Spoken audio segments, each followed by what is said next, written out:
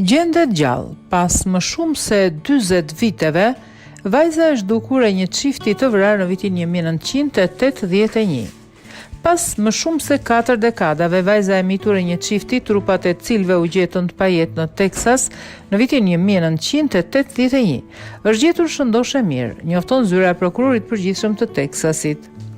Identitetet e dy trupave të zbuluar në një zonë pyjore në Houston në vitin 1981 ishin të panjohura deri vitin e kaluar, kur hulumtimi gjenetik përcaktoi se bëi fjala për Tina Galen Hawes dhe Harold Dinklos Jr., than prokurorët e Teksasit. Sa kaq që vajza e vogël e çiftit megjithatë nuk u gjet pranë eshtrave të prindërve të saj, than zyrtarët.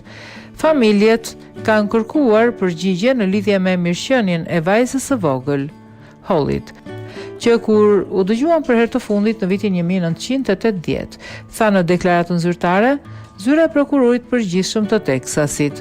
Holli është gjetur shëndosh e mirë dhe tani ajo është 42 vjeç.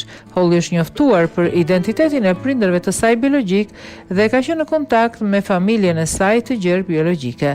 Ata shpresojnë të takohen personalisht së shpejti. Prokurorët e Teksasit zbuluan se Holli u zbrit përfundimisht në një kish në Arizona nga 2 gra këmbëzbathur me rroba të bardha, të cilat thanë se ishin anëtare të një grupi fetar nomad, që hante vetëm perime dhe shmangte produkte lëkure, u than gazetarëve ndihmësi parë i prokurorit përgjithshëm. Familja që rriti Hollin nuk është e dyshuar në këtë rast, shtoi ai.